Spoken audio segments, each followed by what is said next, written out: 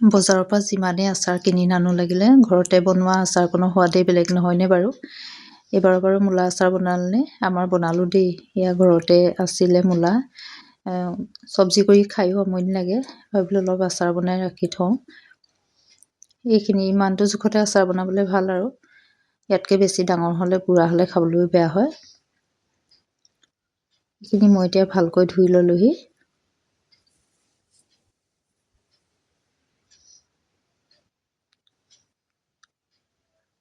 আচাৰৰ কাৰণে ইমানটো জোখতে ভাল আৰু ইয়াতকৈ ডাঙৰ হ'লে বেয়া হয় যিহেতু। এইখিনিকে মই এতিয়া ভালকৈ ধুই ল'লোঁ।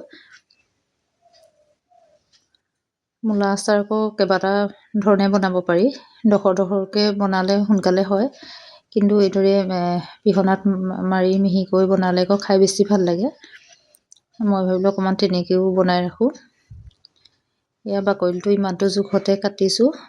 অকণমান কেতিয়াবা কিছুমান মূলা তিটিকি তিটিকি ভাৱ আহে চাবচোন, এনেকৈ অকণমান বাকলিটো ডাঠকৈ গুচাই দিলে খাবলৈ ভাল হয়, তেতিয়া তিটিকি ভাৱ নাহে আৰু।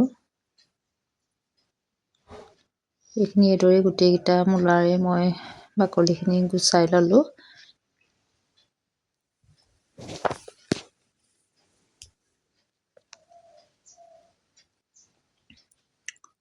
এতিয়া পিহনাখনৰ এইদৰে এই ডাঙৰ ছাইডটো ল'ব, একেবাৰে চিধাকৈ মানে একেবাৰে হেঁচি হেঁচি কৰিব নালাগে আৰু অলপ চিধাকৈ লৈ ৰুকিব লাগে, তেতিয়া ৰুকিবলৈ সহজ হয়। ইয়াতে মই এতিয়া অকণমান নিমখ দি প্ৰায় 1 ৰাতিৰ বাবে ঢাকি ৰাখিম। এইখিনি এতিয়া পানীটো ভালকৈ শুকানকৈ চেপি ল'লোঁ। এইখিনি এদিনৰ বাবে ৰ'দত দি ল'লোঁ। এয়া দেখিছেনে, ৰ'দটো যিহেতু টান আছিলে এদিনতে হৈ গ'ল। ইমানটো জোখত শুকাইছে, বেছিকৈ মানে শুকালেও বৰ টান নিচিনা হয় যে খাই বেয়া লাগে। মই ইয়াত খুব কম মছলা ব্যৱহাৰ কৰি বনাম।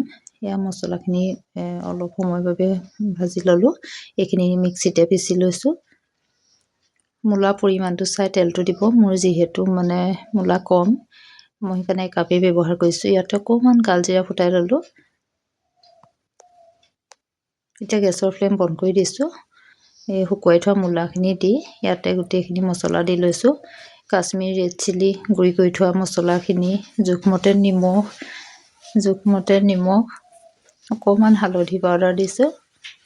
ইয়াতে এতিয়া শুকুৱাই লোৱা জলকীয়াকেইটাও দিছোঁ। গোটেইখিনি ভালকৈ লৰাই অলপ সময়ৰ বাবে এইদৰে ৰাখি থ'ম। ইয়াতে অকণমান টেঙা দিলে ভাল হয়। মোৰ আমৰ আচাৰ আছিলে, আমৰ আচাৰ অলপেই দিছোঁ।